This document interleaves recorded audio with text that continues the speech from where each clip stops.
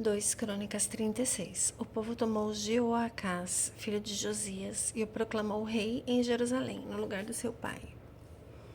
Jeoacás tinha 23 anos de idade quando começou a reinar e reinou 3 meses em Jerusalém. O rei do Egito destronou-o em Jerusalém e impôs a Judá um tributo de 100 talentos de prata e 1 talento de ouro. O rei do Egito proclamou Eliaquim, irmão de Jeoacás, rei sobre Judá e sobre Jerusalém, e mudou o nome de Eliaquim para Jeoaquim. No entanto, Neco levou Jeoacás, irmão de Eliaquim, para o Egito. Joaquim tinha 25 anos de idade quando começou a reinar e reinou 11 anos em Jerusalém. Ele fez o que era mal aos olhos do Senhor, o seu Deus.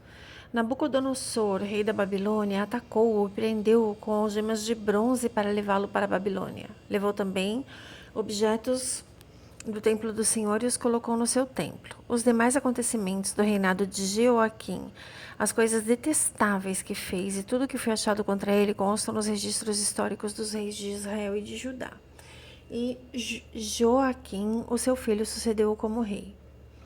Joaquim tinha 18 anos de idade quando começou a reinar e reinou 3 meses e 10 dias em Jerusalém.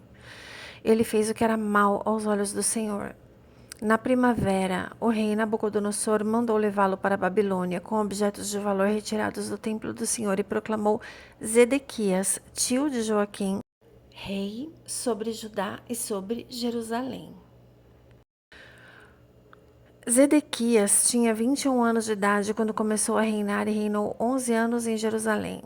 Ele fez o que era mal aos olhos do Senhor, o seu Deus, e não se humilhou diante do profeta Jeremias, que falava como porta-voz do Senhor. Também se revoltou contra o rei Nabucodonosor, que o havia obrigado a fazer um juramento em nome de Deus.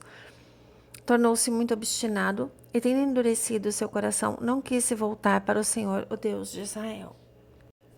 Além disso, todos os líderes dos sacerdotes e o povo se tornaram cada vez mais infiéis, seguindo todas as práticas detestáveis das outras nações e contaminando o templo do Senhor, consagrado por ele em Jerusalém. O Senhor, o Deus dos seus antepassados, advertiu-os vez após vez por meio dos seus mensageiros, pois tinha compaixão do seu povo e do lugar da sua habitação. Eles, porém, zombaram dos mensageiros de Deus, desprezaram as palavras dele e expuseram ao ridículo seus profetas, até que a ira do Senhor se levantou contra o seu povo e já não houve remédio. O Senhor enviou contra eles o rei dos babilônios, que no santuário matou os seus jovens à espada. Não poupou nem rapazes, nem moças, nem adultos, nem velhos. Deus entregou todos eles nas mãos de Nabucodonosor.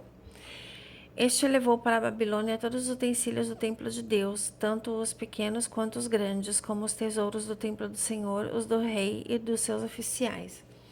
Os babilônios incendiaram o templo de Deus, derrubaram o muro de Jerusalém, queimaram todos os palácios, destruíram todos os utensílios de valor que havia neles.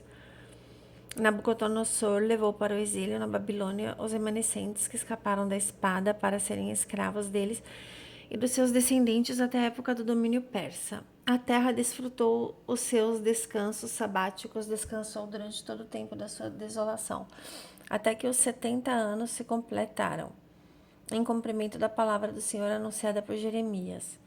No primeiro ano do reinado de Ciro, rei da Pérsia, para que se cumprisse a palavra do Senhor falada por Jeremias, o Senhor despertou o coração de Ciro, rei da Pérsia, para que fizesse uma proclamação em todo o seu reino e também a pusesse por escrito nesses termos. Assim diz Ciro, rei da Pérsia: O Senhor, o Deus dos céus, deu-me todos os reinos da terra e designou-me para construir um templo para ele em Jerusalém, que está em Judá.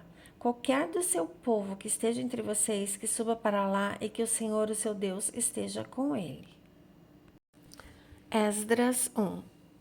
No primeiro ano do reinado de Ciro, rei da Pérsia, para que se cumprisse a palavra do Senhor falada por Jeremias, o Senhor despertou o coração de Ciro, rei da Pérsia, para que fizesse uma proclamação em todo o seu reino e também se a pusesse por escrito nesses termos. Assim diz Ciro, rei da Pérsia: O Senhor, o Deus dos céus, deu-me todos os reinos da terra e designou-me para construir um templo para ele em Jerusalém, que está em Judá. Qualquer do seu povo que esteja entre vocês, que o seu Deus esteja com ele, e que suba a Jerusalém, que está em Judá, para reconstruir o templo do Senhor, o Deus de Israel, o Deus de que em Jerusalém tem a sua morada. que todo sobrevivente, seja qual for o lugar em que viva, receba dos que ali vivem prata, ouro, bens, animais e ofertas voluntárias para o templo de Deus em Jerusalém.